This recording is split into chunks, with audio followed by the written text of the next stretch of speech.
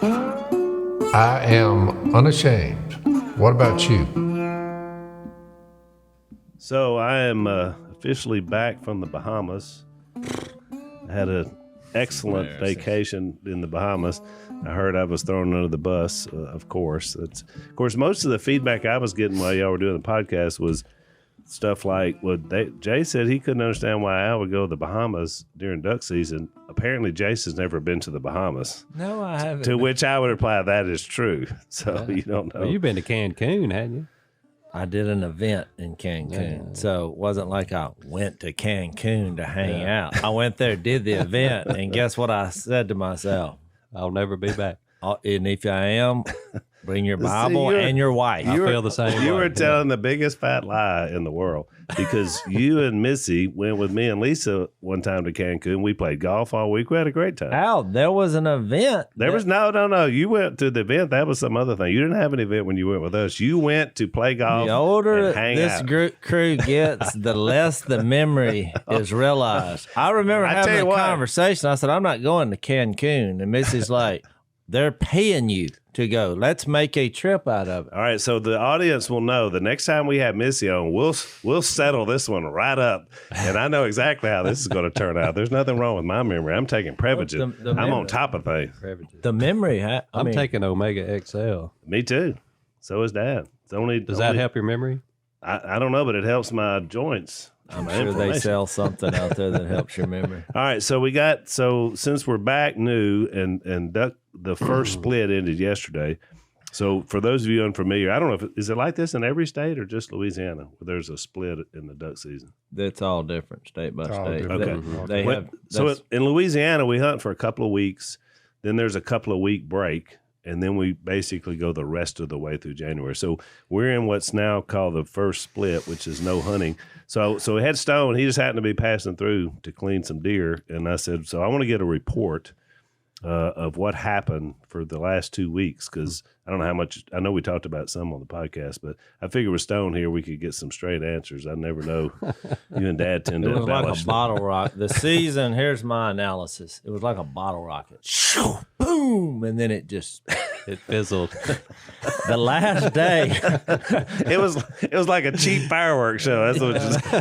The last day, there was just 3 of us left. Me, Burley, and Phil. They just started dwindling because the first couple of days, I mean, you just about had to offer money to get a seat. Oh, yeah. I mean, there were people in every direction. Oh, we had them hanging outside the blind on opening day. Yeah. We were thinking about renting a bus just to get the people down there for opening day. I was we were sharing spots just to get out and shoot, but it was a lot of ducks the first few days.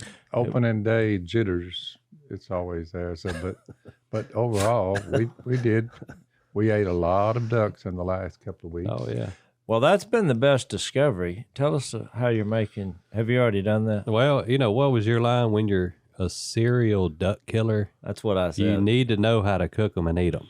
That's right. Yeah, as good as possible. So I figured out how to fry up duck without it tasting like duck. That's right. And that's the key. It is the key. Because the duck has got like a livery So quickly, flavor. 3 things to prime them, but go through the process. Number 1, breast the duck. Number 2, tenderize the breast thoroughly. Number 3, put it in a saltwater brine overnight. But when do you cut them in strips? After the first brine. All right, so you have the breast, you put them in a saltwater brine. Tenderize how long? No, tenderize them first. All right, tenderize them. Clean them. And now tell them about that. Is there you have like a tool you use? Yeah, right? it's a little sharp knife. It's got a bunch of little sharp knives that come It out. looks like some form of torture. It's like a shredder. It's a shredder. You peel the feathers with the skin intact back. Yeah. So nothing but breast and go down next to That's right. the middle of the duck's bone, their chest bone. I learned a Then just go lesson left. with that utensil, by the way. When I was trying to figure out how to don't make sure there's no body part on either side. I learned the hard way with I did the same thing. I just blood just started pouring out my thumb. So anyways, tenderize into the saltwater brine overnight, take it out the next day, rinse them off, cut them into strips, put them back in a buttermilk brine. Just straight buttermilk. Straight buttermilk. Back in the fridge overnight like again. in a plastic bag. It's easy to put them in there. Ziploc bag. Pour a cup of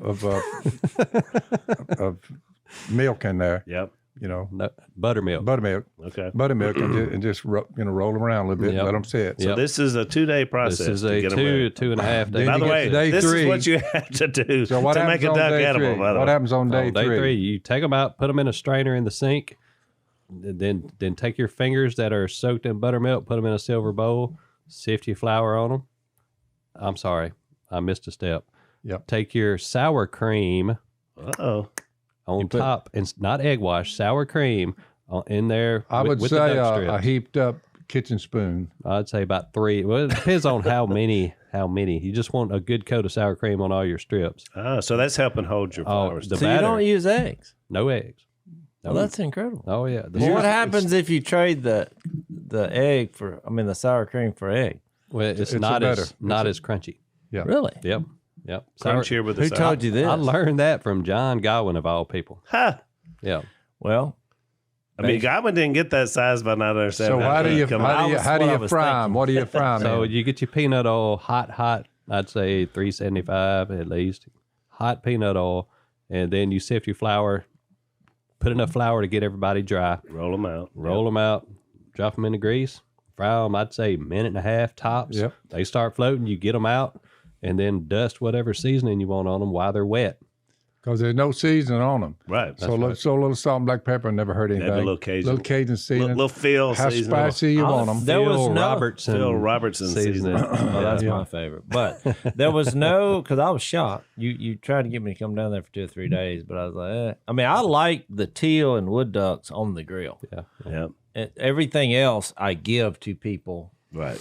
around for food. the Twin Cities. But when you came up on this, you were like, no, I'm telling you, this is good. And I have to admit, there was no gaminess or livery flavor whatsoever. And you didn't just do teal and wood duck. What are some of the ducks There was you some did? pintail in there. Those 3 pintail you got all Gadwalls. excited about. They were in there. Yeah, Gadwall. it literally is a way to eat most of the ducks. That's right. Yeah, which is really incredible. It was kind of what I would call a happy accident because you just discovered this last year because we run out of meat. Yeah. We had people coming. Jay's kind of scrambling around. You had something in the fridge brining, so you thought, well, I'll try this. So if the audience is listening, what they're thinking is, so what would you call this?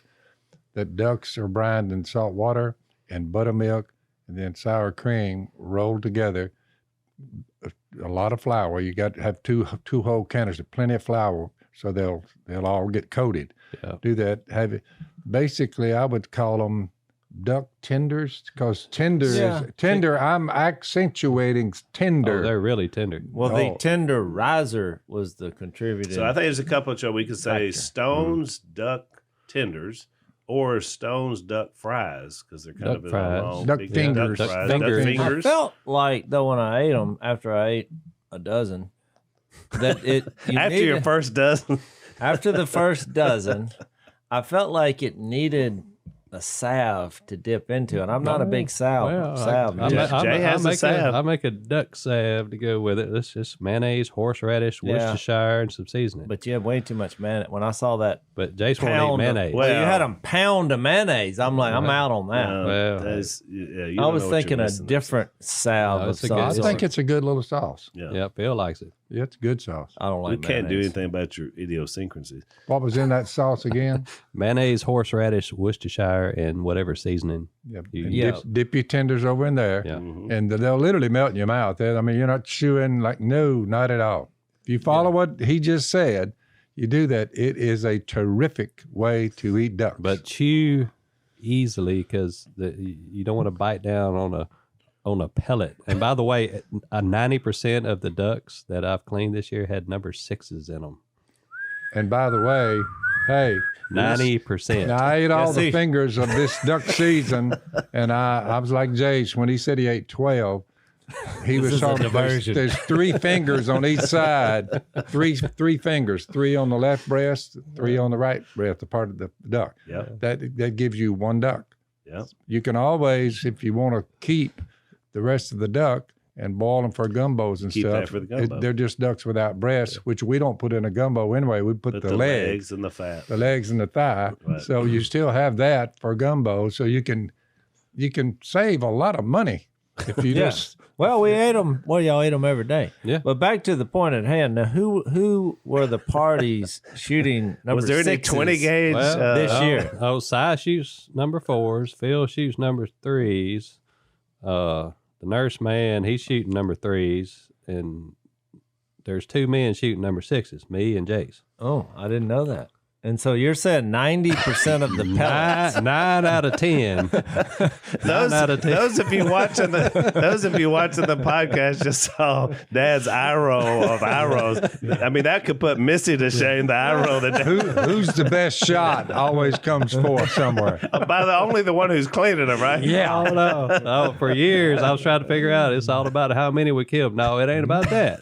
It's about who killed what. Well, Si's gone on record saying if we all had different colored shots, which they actually make those. They do make them. He said, boys, you don't want to do that. And I was like, well, I thought you were the one wanting to know who killed what. He said, no, if we do that, they're going to come down here and put me under the jail. Back when we were shooting, I've seen Si when we had like a lot of ducks on the table, we cleaned them, and Si was telling them, touting 16 gauge over 12 gauge, 16. Yeah. And he would look at the duck. He said, let me give you an example. There's one. He'd look at it. He said, 16 gauge. He looked at 16 gauge. But he was just looking at He had it down to gauge. What gauge? I said, well, what are you shooting? He said, 16 gauge. Yeah. This is also the same man that we put, while he was asleep in the blind, we put 3 shells in his gun filled with baby powder, of which he discharged all of them, and then claimed he went 3 for 3. I was like, you shot baby powder. He said, well, they might have died from a heart attack, but every time I pulled the trigger, there was a white cloud. Well, and they died. That's what Si's always said. All I can say is, boy, of course, he's always standing next to Dad through the years. Yeah. All I can say is, boys, every time I pull the trigger, something fell. Well, and Dad said it may have something to do with who you're standing next to.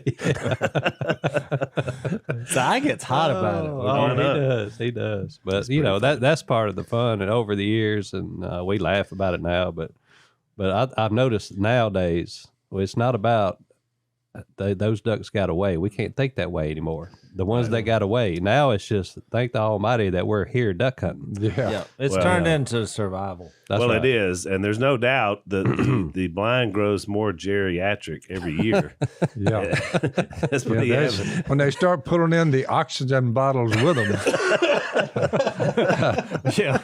I noticed 2 things. Wheelchairs and oxygen bottles have made their appearance this year. I guess whenever the American Disabilities Act begins to apply to our duck blinds. But y'all have done well with old Si because he's huffing and puffing, the old lungs, not what they were. Oh. But y'all get him a chair ready and we can just get him seated. Hey, hats off to Stone. Stone brought Si back to life because after COVID, he's about ready to go on to heaven, but now he's enjoying life. Well, maybe the Almighty did via some. It's happened before. There was a guy named Lazarus. Yeah. That's right. He has had quite the resurrection. Oh, he's so doing I guess great. Here in the last few seconds, Jay, I'll mention because I used to call it our sister podcast, but since we're all males, I guess it's our brother podcast. Is the Duck Call Room. And I know a lot of people watch both and think highly of both. So just as a plug for you guys to keep doing what you're doing in the Duck Call Room, because it's a lot of fun. Who's on y'all's podcast? Well, Martin, Johnny D, Si, they're the regulars. Me and Godwin and Macmillan rotate every third. Really? Every third episode. Who does most of the talking? Who do you think? I have no idea. Si? Si and Martin. Oh. Si and Martin. Well, because you know how, Si is going to tell tales and Martin knows everything. Yeah. And Martin has the gift of gab. He no does. Doubt. He does. And we had him on here and he was great recently. I was so glad we had him kind of told his backstory to Unashamed. So we needed to have him. Has the subject of me and Si playing cards together come up? Oh, yeah. What did he say? He's in full blown denial. Okay. Somebody sent me word that, I need to laugh more. And I said, well, if I find something to laugh about, I'll laugh out loud. But I haven't seen anything that funny out of this bunch. Phil needs a hug. I've been laughing ever since I've been sitting in this chair. On your way out, give Phil a hug. No, I ain't doing it. We ain't doing it. Well, my daughter gave him a hug one time, and he went, hey. I'm not the most lovey-dovey man around. I'll admit it. Good old Phil, soft and fuzzy. All right. Yeah. Thanks, Stone, for All right. the update. I'm going to go clean your deer for you. All right. So, Jase, I mentioned going to the Bahamas. One of the things I missed was my own bed. You know, when you travel, that's the one thing you wish you could take with you, but it's too big to fit in your suitcase or, fit in the bottom of a plane. But another thing is not just your bed, but the sheets that go on your bed. We talk a lot on this podcast about a company called Bowl and Branch. And I have to say, Lisa and I were using these sheets long before they were sponsors of the podcast. It's a great product. It was a husband and wife team, Scott and Missy Tannen, that founded this, started a new standard in bedding, and now other people are trying to catch up to them. Really good. Signature hem sheets are their all-time bestseller.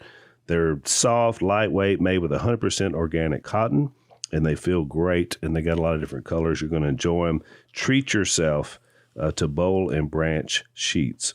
And it's a great gift, too, by the way. If you order by $12.19, you get a guaranteed delivery by Christmas. So the best deals of the year going on now from 12/6 to 12/8. Promo code Robertson at Bowl and Branch, BOLL and branch.com. That's bowlandbranch.com. Use the promo code Robertson. Exclusions may apply. Check them out. So it's always good to have Stone on the podcast. He's, Stone's funnier than he's always got a demeanor, kind of the old, middle school coach demeanor, but he's got a pretty funny side. Last night we had a big oyster feed at my house, and for Alex's birthday. Invite on yeah, that. you missed out on that. Yeah. It was char grilled oysters. Gimber came over. Dad got some of the raw ones. They were delicious. With it. Yeah, in Louisiana, in November, December is oyster time. It's when they're at their best. You usually get that good salt brine on them. Tastes really good. A couple of things I wanted to mention before we get into our Bible study today is that you guys have done awesome because you bought all of the daily fills. They're gone. We sold them all, Dad. But they're going to come out with some more next year, so you can be looking for some if you missed it. But you can still pre-order your copy of Dad's new book, Uncanceled. It's going to be out in February. And the only place you can reserve a signed copy right now is Talk Shop Live. And so the guys will drop a link in there for you to see where to go to get that if you want to go ahead and get a pre-signed or a copy of the book, which would be great. Also, you can find Dad on Substack. I didn't even know you were on Substack till they told me. It's called philrobertson.substack.com. And here's the deal with Substack. It's really interesting because it was started by a bunch of journalists who got tired of being censored for their content. They do an online article somewhere and some big tech company just goes in and takes it out. So they started this whole new platform called Substack, and it's uncensored. It's one of the few places. If you go through any of the other ones, and so now your newsletter's on there, your blogs, all the stuff that you're putting out. So it's free. It's free if you subscribe. So check it out, philrobertson.substack.com. So I was impressed, Dad, because you're right up there with all the big journalists, the big boys. Yeah. So who would have thought? Yeah. Here you go. Here you are. So tell me what I was gone. And so Zach was in my shoes for the last 4 podcasts. So y'all did Matthew, correct? Jase, I heard it was just a laugh a minute without me here. I tried to tell a few funnies, but I realized that Zach and Phil are perhaps the hardest people in the world to make laugh on purpose. So I got off that, and we. So for all the more serious listeners, I thought we had a pretty good talk about what did we do? We did 20. So y'all did 20 and 21 and 22. Yeah. That's what we did. We did the try. I think we did 21 and 22. Okay. Yeah, because we had done most of 20 before.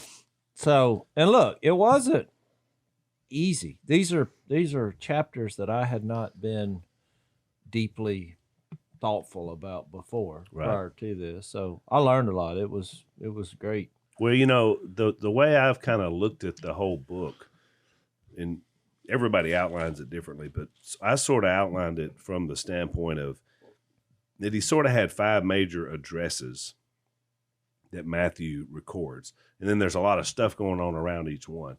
And when you get into this 5th one, whereas he's about to start today, and we're about to start today in Matthew 23, you really have to understand at this point the context of the book and what he's trying to convey, or you'll miss a lot of stuff, especially when we get into 23 and 24 and 25, because a lot of people, they'll mix and match, with some of the language Jesus uses to have it, applying to a lot of different things. And so that's why I think it's really crucial to remember that this whole thing has been about him saying, look, this is the kingdom.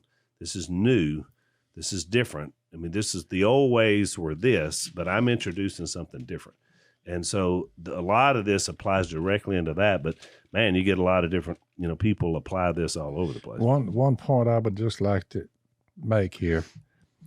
When you're dealing with the description of the God who became flesh.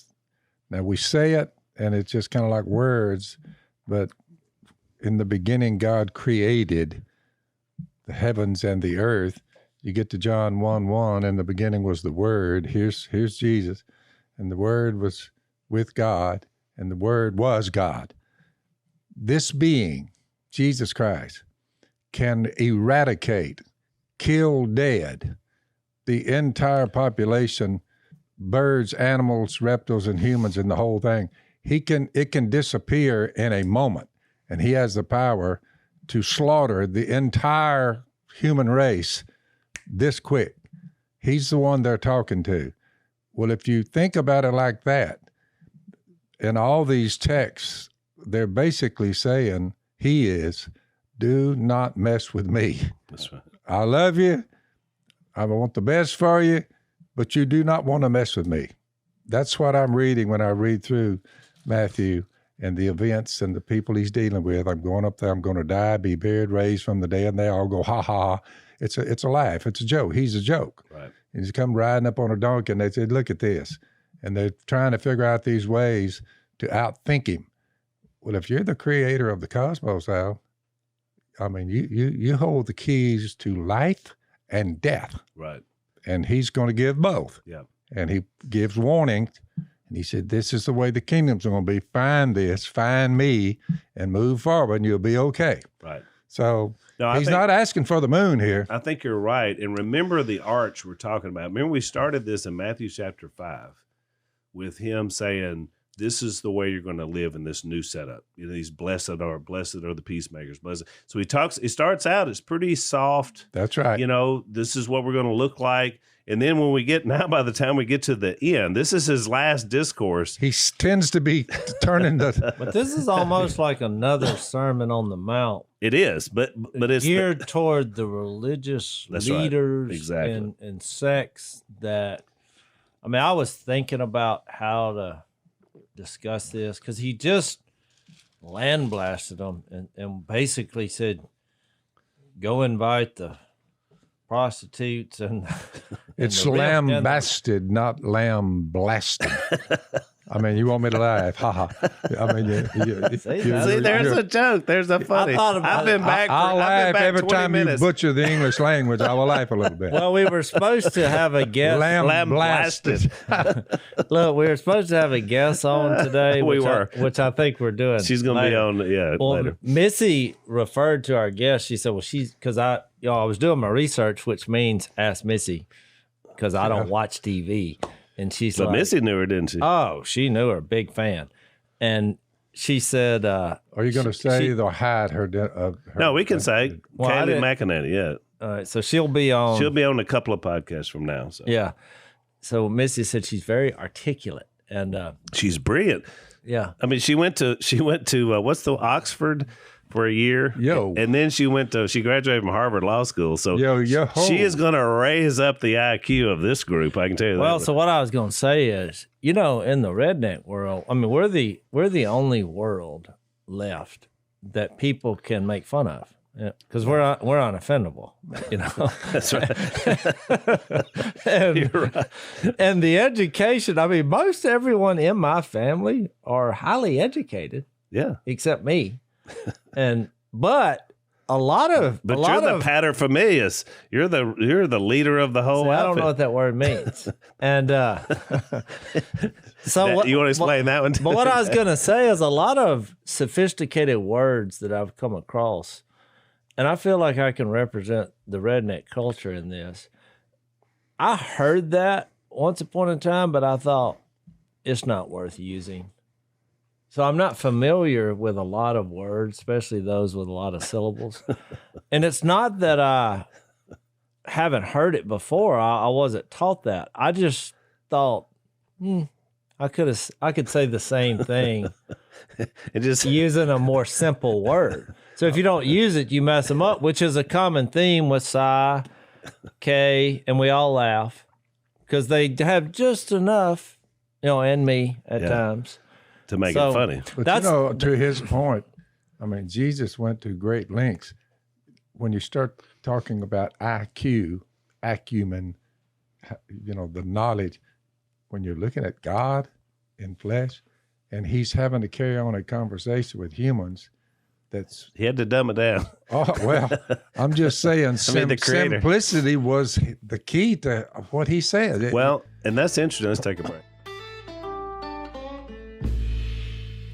So on my recent trip, I had an interesting thing happen at probably about 35,000 feet. I went to the little tiny bathroom on my airplane, and I was listening to my music, which I always do on my Raycons. And, of course, now you have to wear the stupid mask 24/7 on the plane, and they've gotten very belligerent about that. So, but I go in the bathroom, and I think, well, I'm going to pull the mask off and at least get a few moments of air, such as it is. As I'm pulling it off, I catch one of my Raycons with the mask, with the thread on the mask, and it pops right down into the toilet. Oh, wow. And right down the hole. So there's no retrieving that. I don't know where it goes on an airplane, but it was gone. So then the worst part about it, I got no music for the rest of the flight. And now I'm missing my right Raycon. Burial at air. That's right. So somebody, somebody's going to find that, I guess, at some point. I don't know how they do that, but it's no good without the other. So I got to check these guys out to get my replacement coming soon. The holidays are coming up faster than you think. Now's the time to knock out your gift list and get you some Raycons. They're fantastic earbuds. They work great. If you go right now to their website, which is buyraycon.com, you're going to get 15% off site-wide. And when you use the code word HOLIDAY, HOLIDAY, holiday, at buyraycon.com/unashamed. So check them out, buyraycon.com/unashamed. Use the code HOLIDAY, 15% off any of your Raycon order. That's interesting, Dad, because you're right. And the biggest accusation against him was that this guy's from Nazareth. I mean, there's a bunch of idiots in Nazareth. Yeah. I mean, that's what they were saying. I mean, what good thing can They were treating him for maybe one notch above a redneck. That's right. But you got to remember. Now, I was gonna bring up with Kaylee, which maybe if I'll practice this on y'all if we don't think we should go there, because I don't know much about politics. But what I've noticed is when people try to get the redneck world vote, that's a struggle. Now, George Bush Jr., he got it because he does what we do. Right. He was like, the strategery. Well, people thought it's funny, because his words would. But to me, I thought, sounds right. And you're right. Strategery. The elites made fun of him, but the common man said, that's my kind of guy. That's my kind He's of come guy. up with a new word. He's a real guy. Now, look, what I found fascinating about Trump, I was going to ask you about this. Because here's a guy from New York. I'm sure he's highly educated, but he is articulate. But he's trying to get the flyover states vote. Right. So he just kept it real simple. Build the wall. That's right. Believe me. That's right. You just think about it. He had all these sayings that he just said over and over, and that's people like, yeah. That's my kind of guy. But somewhere back when Donald Trump was running the country and did an outstanding job, in my humble opinion. Agreed. I wrote down in my Bible, for some reason, the definition of Trump. And I put under there acumen, ACUMEN. Keenness is the definition of acumen. Of the word Trump? The word acumen. When you look at Donald Trump, to me, he was a guy who ran the country for 4 years. Acumen, he had a tremendous acumen, keenness and quickness in understanding and dealing with a situation, shrewdness, mental acuteness. And I wrote that down under Donald Trump. If you go with his personality, you'd rip him to shreds with his personality now. Right. But with his acumen, if you had stayed there and camped out there and looked at what he accomplished, and especially his belief in God and his belief, pro-life, pro-gun, pro-God, and someone says, I wonder if he's the one we want. I'm like, oh, yeah, but his personality is kind of caustic, so I don't like him. So I hear these women say that. A lot of women say, well, he offended me because he was just he had a caustic personality, so they didn't vote for him, I guess, because of his not policies, but because of his personality. So Dad, I overlooked any kind of caustic speech. When we have Kaylee on, because I read her book and it's really a good book, I want you to ask her that same thing. I want you to read that and ask her, because she, in the year she worked for him, she's on the phone with Trump and with him in person multiple times every day. So all the things about what people think about Trump, you hate him, you love him, you don't like this, you don't like that. This woman actually spent a lot of time with Trump. So I want you to ask her that question on the podcast. I don't believe I'd ever heard that word, acumen. So what's it mean? Isn't there a car? What it means is, the definition is keenness and quickness in understanding and dealing with a situation. That's Donald Trump. Yeah. I mean, that's a great definition. They tried everything. I'm thinking of Acura. There's an Acura. In other words, is that a form of acuteness? And what was the other word you were using? Caustic? Mental acuteness, and caustic is you have a personality that's a sandpaper.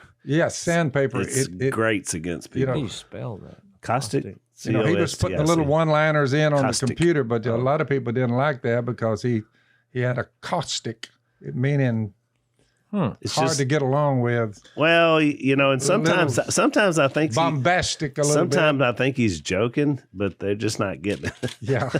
I mean, he just has a way about it. He could have toned it down a little bit, but I wasn't voting on it. You know what, I wasn't backing him because of his personality. Here was my assessment, since we're there now, and then we'll get back where we were, is that when I first heard Trump, but before I knew anything about him, especially in how he was with other Republicans, I was like, man, somebody needs to tone this guy down. And then it hit me. I was like, wait a minute. Donald Trump, Dad is a biblical version of Donald Trump. It'd be like me telling you, now, Dad, when you're speaking, don't say this, that, and the other. I wouldn't even try to do that, because you are who you are. When you approach the Word of God, he's the same way, but about politics. Same way. Can't. Phil came out of a rough background, and so he didn't tend to sugarcoat things. Right. So the first few times he spoke. Hey, so did Trump. That's right. I know. But I was going to make the point. You're one of the few speakers that I've ever heard that early on, there would be a notable gasp from the audience at different times. They were like, caustic. You toned it down. You've gotten a little softer. Well, good. I'm glad I mispronounced that word so we could have a moment of hilarity. And all right, so I was... But lambasted, I could see lambasted is not a word. What did I say? You said lambasted. Lambasted is the word. But by adding that L, what you have done, Jase, if you've taken you made a new word, because lambasted works, but it's just not the right word. You know what? Yeah. I think I like lambasted better. This is how words evolve. This is how words evolve. You're right. You can get away with it because they understand. We're in charge, the redneck world, of taking common words and putting different spins on them. And look, you brought out another thing that most people would not realize looking at Dad. We talk about Dad. He has a minor in English. Mm-hmm. You taught English. You were my English teacher in middle school. And so it's not like you don't have a strong vocabulary. He didn't pass that gene down. What he did to me. What happened is I got the second helping, you got nothing, Jason. But what I was going to say is we don't care. The redneck world does not care. You're right. If people, they mispronounce words every day. In my inner circle, it's a constant abuse of the English language. Of the Queen's we English. choose not to assimilate into that world. Because using perfect English, and I studied it in college, it comes across like you're a sissy. And I want to be more blunt than a sissy. It just seems sissy-like. You're using flawless English. And I'm like, I thought you were going to say millennial or yuppie. I wasn't expecting sissy. That one got me. I don't even know what that means. well, really, you think Phil. about it a while, it'll come to you. Oh, all right. So let's take a break. So I'd say we understand that standing up for what you believe in can be challenging.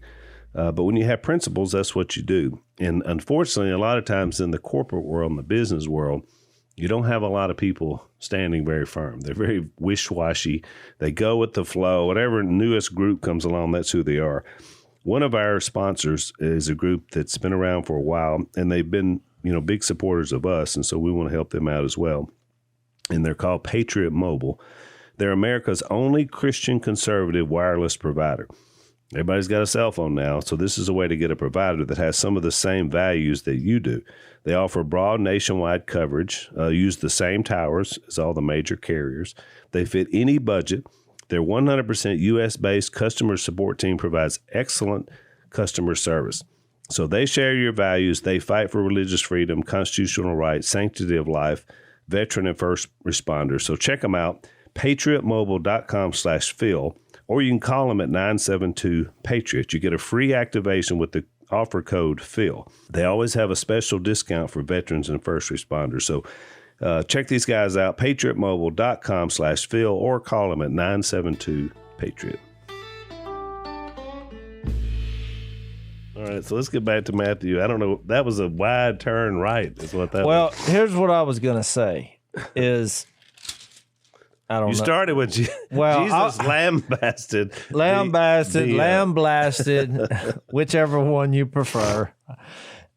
And the Pharisees and the teachers of the law, and then it kind of culminates into this speech, which is quite heated. Well, he's got 7 woes. And they're portraying themselves as sinless. Right. That's the portrayal they're trying to get at him out. The one who's fixing to die for their sins. So I want to get y'all's take though on the first 3 verses, because I find this fascinating. And when I went back and was preparing for today, what chapter? 23, Matthew 23. Yep. Jesus said to the crowds and to the disciples. Now he's aiming at a certain. Remember, everybody's there. The teachers of the law and the Pharisees sit in Moses' seat. So he establishes their right to do what they're doing and be who they are. In other words, he's saying they're representatives of Moses and the law. And this thing has been guiding them for 1,500 years. That's right. So he says, so you must obey them and do everything they tell you. So I like that he establishes that. No, he's. I put them there. Well, it's what we know. What they represent is good. Right. I think it goes back to when he says, I didn't come to abolish the law, I came to fulfill it. I think these principles that were in place were good things. That's right. But they should lead you to a lawgiver, an actual person and a being. So he does start off, be careful when he starts off bragging on you just a little bit, because then it's just followed. The key, it's a setup, because the key word, and by the way, anytime you see this word in the Bible, it should give you pause to then think about what went before it. Because he says that, and so, okay, that's pretty good. But, when you see the word but, he's fixing to give you some more. But, do not do what they do, for they do not practice what they preach. So he establishes the whole speech by saying, they're there because God put them there. They're representative of something good. So listen to what they say, but don't do what they do. They tie up heavy loads and put them on men's shoulders, but they themselves are not willing to lift a finger to move them. Right. Which is and the if key you look point. at modern day religion, even under the grace of God through Jesus, his death for us, his burial, his resurrection, if you look at the things that we have bound people with, Jase, I'll tell you about it, he visits a lot of places. Oh, yeah. So do I. How you look at it, They get put heavy loads on you. Heavy loads. Don't do this. Everything is a rule. Creeds. Well, there's no compassion. Yeah. The difference here between them and Jesus, there's no compassion. They have the rules, but there's no path, and they look at their people as hopeless, because it says they're not helping them. They're not willing to lift a finger to move them. Right. They're not doing anything other than walking around, and you see the next verse 5. Everything they do is done for men to see. Right. Yep. They make their phylacteries, which, I wouldn't have known what that was had I not researched, but basically a box they wore on their head with scriptures. Did you ever see any of that in Israel? I wonder if they still do that to this day. I mean, I can't recall. I mean, I've seen the curly hair and the prayer tassels, but I wonder, do they still wear the phylactery? They had the look as being very religious. Well, if you're going around with a box on your head full of prayers, yeah, I mean that's and some of it was like scriptures or laws or whatever it contained, and it's like, hey, look at me, look how much I have on top of my head. Look how big my box is. Well, you can see what Jesus represents. He's all about the heart, which is not the pumping heart, but the soul of a man and how you make your decisions. And they're like, oh, look how many pieces of paper I have on my head in this box. Right. Yeah. And it says they love to have men call them rabbi. Yeah. And they love the place of honor. I'm a big dog. But you notice they love the honor. They love the place of honor at banquets, the important seats. They love to be greeted in the marketplace. They wanted to be called special names that showed that they were as godlike.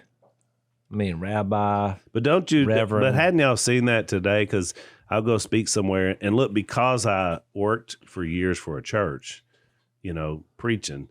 So they'll ask me, they'll say, well, when we introduce you, what title do we use? Yeah. Because it's, again, this thing is carried forward. And so my joke is always, I say, well, I prefer your excellency. And I say it serious, and they look at me like, really? And I'm like, pompous. Yeah, I said, I prefer that. I said, but you can just call me Al. I mean, the thing is, I think it would have been good to say, how about sinner? There you go. Sinner saved by grace. Because of these texts we're reading, to this day, if they say you're a preacher, and I'm like, no, I'm not a bona fide certified preacher. I'm just not one.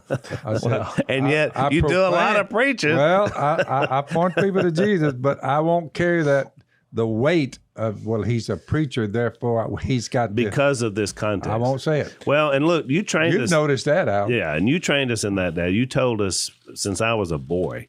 I remember you saying, boys, let me tell you something.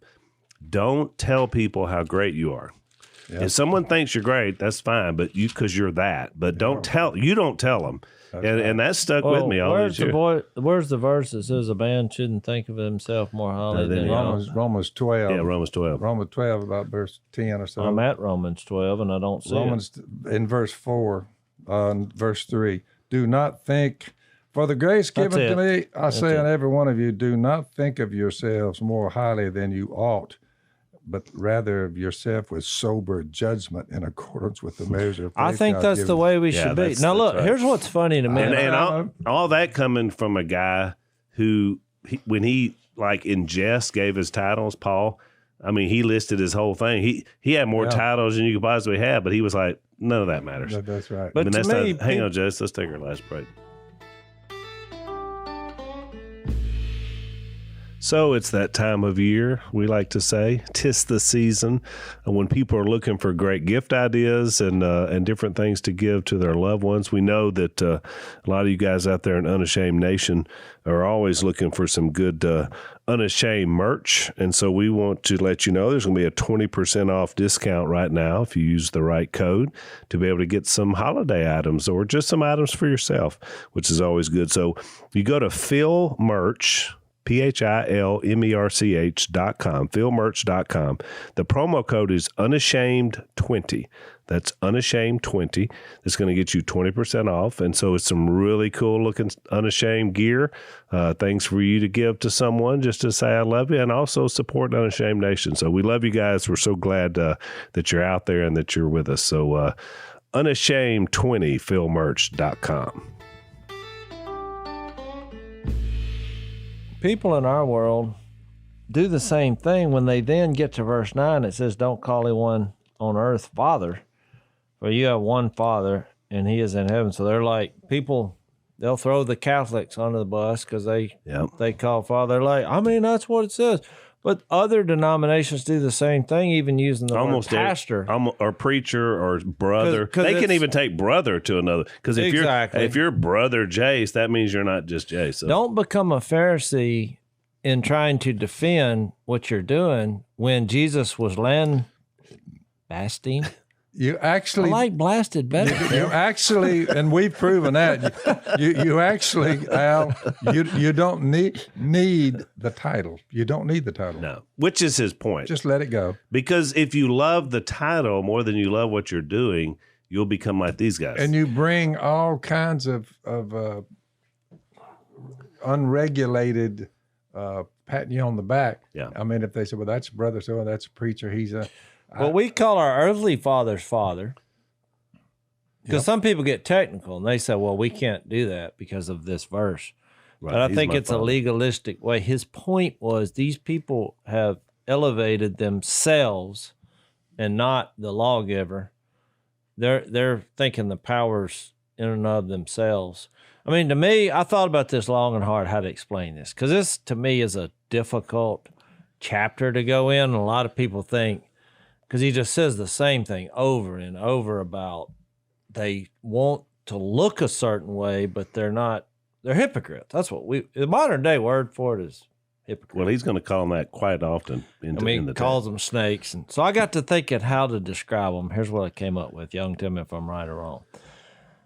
The Pharisees and the teacher of the law that he's addressing, to me, stay with me on this, remind me of refrigerator salesman. Refrigerator salesman. Now just think about this. I'm thinking about it. I'm thinking about the last refrigerator salesman I met. Let's think about this. I go with me on this. Right. And then when you read Matthew 23, it'll be like when you open the door to a refrigerator, what happens? Light comes on. Light comes on. Yeah. Well, the refrigerator is only as good as it's plugged in. Which ours is unplugged because it's so loud. Yep. Yep. This is where I got the idea. So the power source that provides the power to the refrigerator, that is ultimately the greatest part. Because if you unplug it, it doesn't work. And you leave your food in it, guess what? You've got a picture of the Pharisees. It looks great on the outside, but you open it, they're not plugged into the power. Nothing there. But here's why. Except rotten, stinking food. Yeah, now that would be a good illustration. But then I got to thinking further. If you go try to, here's what you get into, and I think this is why he's doing this in different ways. So next time you're in town, Phil, which may be 2025, if you stop at a place that sells refrigerators, you know what I found interesting? They'll have one. You go to the salesman, do this because it's really a lot of fun. And say, look, I'm thinking about buying a refrigerator. Well, you'll go over there and look. They'll have 100 to choose from. One of them will be, $1,700. One of them, $1,200. And so you're like, you just ask the question, what's the difference? And then they come to this one keeps everything cold. So you open the next one, you're like, what about this one? Keeps everything cold. What about this? Well, for $200 more, you can keep everything cold. So then you're like, well, what? Why should I have that? Well, he'll open the door and he'll say, but look here, you have a little place for butter. And you say, what you do there is you put your butter, and they'll have little egg holders. Mm-hmm. Y'all seen a refrigerator? Oh, yeah. I'm like, why are they all different? It's just it's all a way to get you to spend your money. Yeah. But guess what? It's just you're spending your bottom line. They're all the same. I mean, big and small, okay, but other than that, what else is there? Well, you got the ones in the door that you can get the water and the ice on the outside of the refrigerator. That's a little something. Yeah, okay. I'll give you $100 for that. But I mean, you're looking, you're talking about a scam. Yeah. You got 100 different prices on refrigerator with one goal. The power source still is hooked onto the wall where you plug it in. Yeah, that's right. And that's when you make this thing complex, that's where you get off. Right. And I think that's what they did. They should have been thinking, who wrote this? What was his point? What was his point? Not my point. You don't go into the marketplace to be noticed. You go in the marketplace, so hopefully people will notice Jesus in some way. This gets into what we represent. The power is greater. Now, he makes an interesting point because the law was written down on stone tablets and passed down to them, and the thing was jumping up and down and fire coming out of it. He said, just take it easy. They all said, don't have him speak anymore because we'll all die. If he opens his mouth, we're all dead. That's right. And Moses said, no, he's just doing that to keep you from sinning. Well, he had the tablets with him, and they didn't write them. He did. But they ended up being this way. Right. That Jesus addresses. Not good. No. And they were written, by the way, by some sort of... There was no mercy involved in that. It was keep it or die. And they were written by some sort of divine fire because Moses wasn't chiseling it on the stone. That's right. This was the divine chiseling on the stone. So fire and brimstone,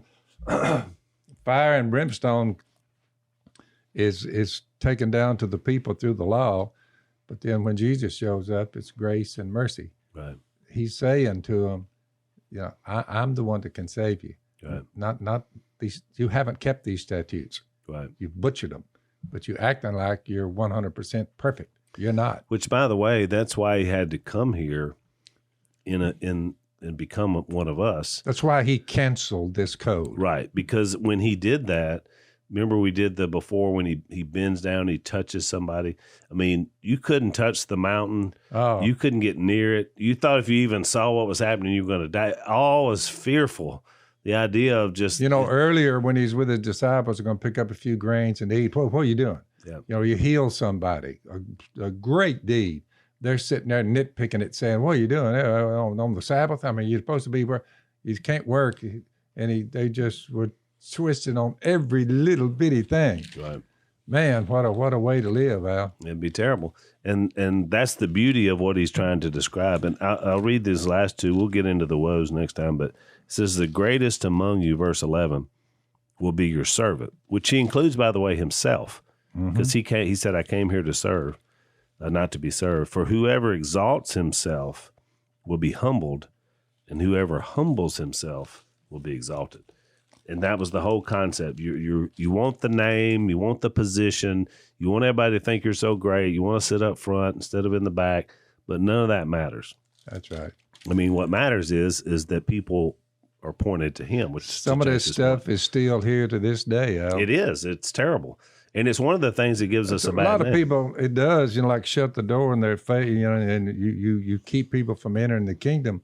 Because when they look around, once they get there, they got all these rules and regulations and this and that and the other, and they're like, give me a break. Right. But that plate is always, they make sure that plate goes around. The prosperity That's gospel. why we don't even pass the plate. I was going to read first, 2 Corinthians 4:5, it says, we don't preach ourselves, but Jesus Christ is Lord, which is the exact opposite of what they were doing. And ourselves as his servants, for God said, let light shine out of darkness, made his light shine in our hearts to give us the light of knowledge of the glory of God. We have this treasure in jars of clay to show that this all-surpassing power, which goes back to plugging in to the wall as a refrigerator, is from God and not from us. And remember this, I'll bring it up again because we did it earlier. If you turn back 2 pages from Matthew 23, and he's talking to them here, just remember, Al, we're going up to Jerusalem. He told his disciples, and the Son of Man will be betrayed. You say, into whose hands? To the chief priests and the teachers of the law. They will condemn him to death and will turn him over to the Gentiles to be mocked, flogged, and crucified. On the 3rd day, he'll be raised from the dead. So when you're reading chapter 2 pages later, he's already said that about 4 times.